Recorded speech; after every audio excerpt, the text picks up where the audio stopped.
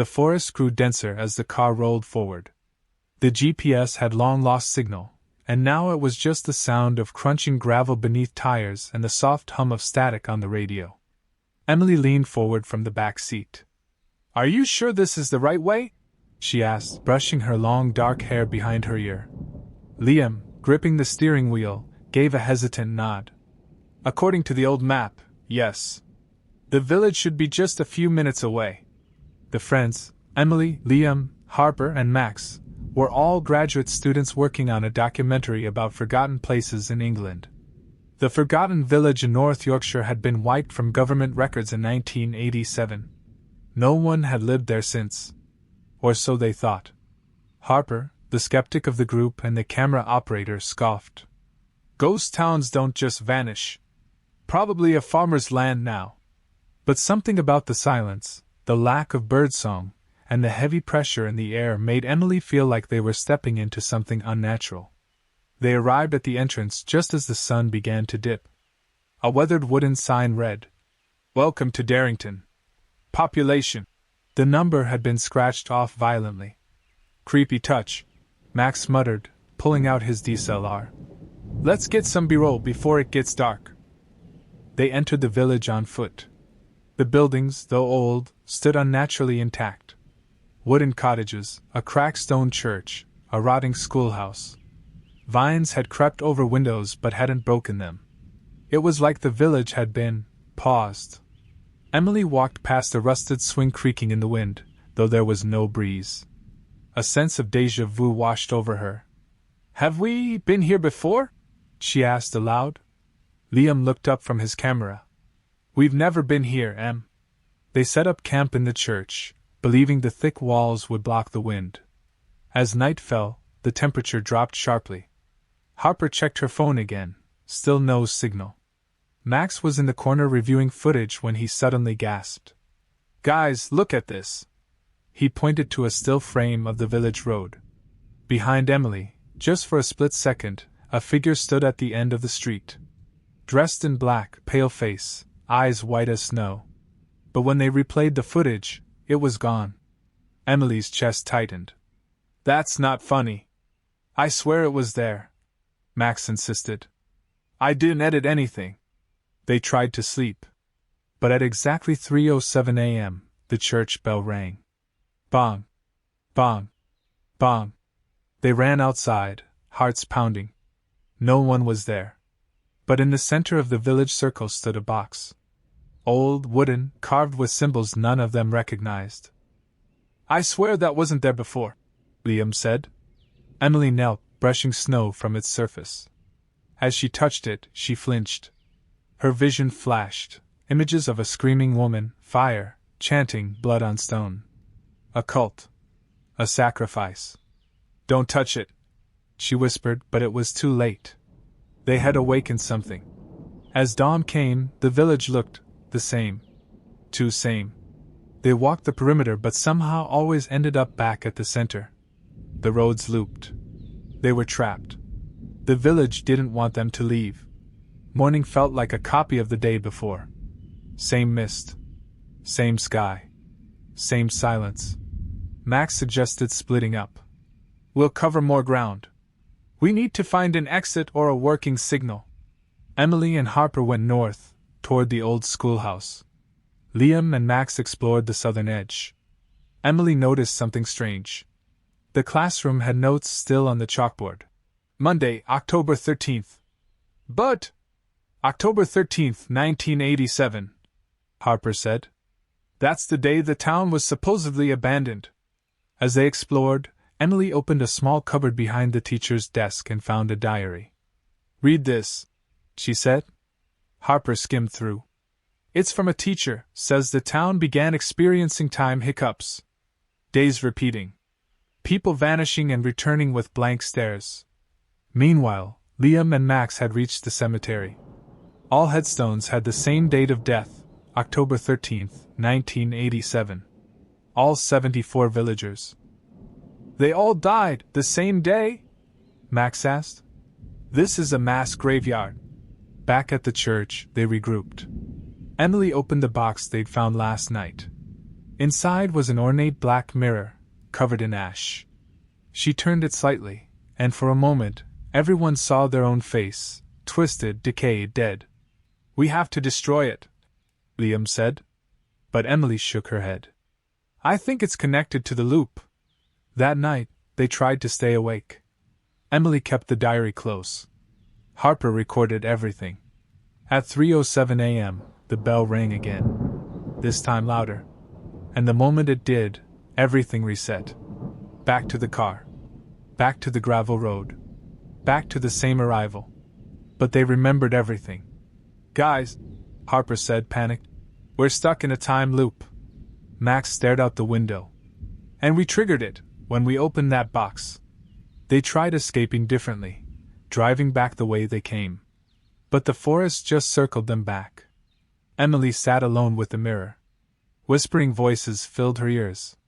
"Set us free," they said. "Sacrifice the fifth." She snapped out of it. There were 4 of them. Who was the 5th? Suddenly it clicked. The figure. The one in the footage. They weren't alone. If you're still watching, you're braver than most. We dive deeper into the horror in Act 3. But before that, subscribe so you don't miss what happens next, because things are about to get much darker. They returned to the church. The diary had one last note. "Only by embracing the past can you undo the curse." Harper whispered, "What does that even mean?" But no one had the answer. Only the village did. The next morning felt heavier, like the village itself was holding its breath. Emily barely slept. The mirror lay covered in cloth at the corner of the church, but its presence was suffocating. Harper flipped through the diary again, tracing a page with trembling fingers. "Listen to this. The cult of the Black Sun held dominion over Darrington. Their leader, called the Warden, worshipped time itself, trapping souls in endless repetition." Liam frowned. "So that's the time loop? A curse from the cult?" Emily nodded slowly. "And this mirror? It's their cursed object, their link to the eternal prison." Max paced the room. "We have to find the Warden's lair or whatever's left of it. Maybe we can break the curse there." As the group prepared to explore the church's crypt, a cold wind swept through the village. Doors slammed shut, windows rattled. The village was waking up. Descending into the crypt, they found walls etched with strange symbols, the same carvings on the box. At the center was a stone altar, stained dark. "Look," Harper whispered. "More symbols, and something's written here." She wiped away dust and revealed a message. "Sacrifice the 5th to reset the clock." Emily's blood ran cold. "We're 4 people. Who's the 5th? Suddenly, shadows flickered. A distant whisper echoed. "Set us free." The temperature dropped, their breaths visible in the icy air. Max shone his flashlight over the altar. A silver locket lay there, glowing faintly. "Could this be the key?" Liam asked. Emily picked it up, her fingers trembling. A cold shock ran through her, and images flooded her mind, the cult's rituals, the sacrifice, villagers trapped between life and death. They realized the locket belonged to the Warden's victim, the first sacrifice that cursed the village. Suddenly, footsteps echoed upstairs. The figure from the footage, pale, black cloak, eyes white as snow, appeared at the crypt entrance. "Run!" Emily shouted. They sprinted upstairs, but the figure followed, gliding unnaturally fast. Trapped in the church, Emily clutched the locket. Whispering an old chant from the diary, she hoped to break the curse. The mirrors shattered, light exploded, and suddenly, they were back on the village road, but everything felt different. The time loop had changed. The village was no longer silent. Faint screams echoed from the forest, and shadows danced among the trees. The friends regrouped, hearts pounding. Harper's phone lit up, a signal. "I got service. We can call for help." But Emily hesitated. "It's a trap." They followed the road to an old manor, the Warden's house, crumbling but alive with dark energy. Inside, walls bled shadows, and the air was thick with chanting. At the center of the manor, a massive clock ticked backwards. The heart of the curse, Liam whispered. The satanic cult symbols glowed on the walls. The locket pulsed in Emily's hand. As they tried to leave, the warden appeared, his face a twisted mask of time and agony. You freed me, he hissed. Now you belong to the loop. Emily remembered the diary's last entry. Only sacrifice breaks the cycle. Realizing the fifth was not a person, but a choice, a sacrifice to save the others. Emily stepped forward, clutching the locket.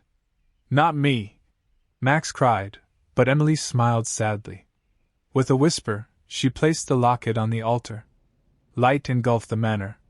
The loop shattered. The village faded.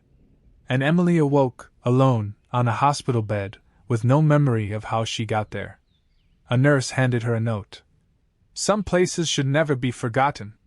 Outside, the village was gone. But the locket remained, cold, and waiting.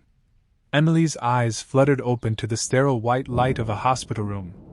The beeping of machines replaced the suffocating silence of Darrington. She sat up, disoriented, her fingers trembling. Bandages wrapped around her wrists. And a drip connected to her arm. The locket, the cursed, pulsing locket, lay on the bedside table, dull now, but unmistakably real. A nurse entered. Middle-aged, kind eyes, but a strange sadness behind them. You're awake, she said gently. You've been unconscious for 3 days. Found on the roadside. No ID, just this. She handed her the diary, the same one from the village. Emily's voice was hoarse. My friends. Liam, Harper, Max. Where are they? The nurse's expression darkened. You were found alone. Emily's heart sank. She clutched the diary, her mind racing. The loop was broken, she remembered that, but at what cost? Later that night, when no one was around, she opened the diary again. The last page, once blank, now had new writing. Only one may return. The others are echoes now. Tears welled in her eyes. I sacrificed myself, and the village took them instead. But something felt off. She stood, shaky but determined, and stared into the mirror across the room. For a second, her reflection smiled back. But she wasn't smiling. She recoiled. In the hallway, lights flickered. A janitor passed, humming the same chant the cult had whispered. Emily rushed out of the room and into the cold night. Her phone, returned by the hospital staff, lit up, full signal. Yet every app had been wiped clean. No photos. No messages. No proof her friends ever existed. But the locket was still real. Still cold. She knew what she had to do. 1 year later. Emily now lived quietly, far from cities, in a coastal town where fog kissed the shores. No more documentaries. No more chasing ghost stories. Yet nightmares haunted her sleep. Always the same, 3:07 a.m. Bells. Screams. The locket glowing in her palm. Then one evening, a letter arrived. No return address. It simply read, The village isn't gone. It just moved. Attached was a photo, blurry, low light, but unmistakable, Harper's face. Staring out a window of a cottage. Darrington had shifted. Emily turned the photo over. You can still save them. But the cost will be higher. She looked at the locket once more, and it pulsed, as if awake. A knock on the door. She turned. No one there. But on the doorstep lay a new map, drawn in blood-red ink. To another forgotten village. Somewhere deep in North Yorkshire. A new group of travelers steps out of a van, laughing, cameras ready. A wooden sign sways in the wind. Welcome to Elmswick. Population. As they enter, a faint bell chimes in the distance. Bong. Bong. Bong. And beneath a tree, half buried in moss, something glints. A black mirror. Unbroken. Waiting.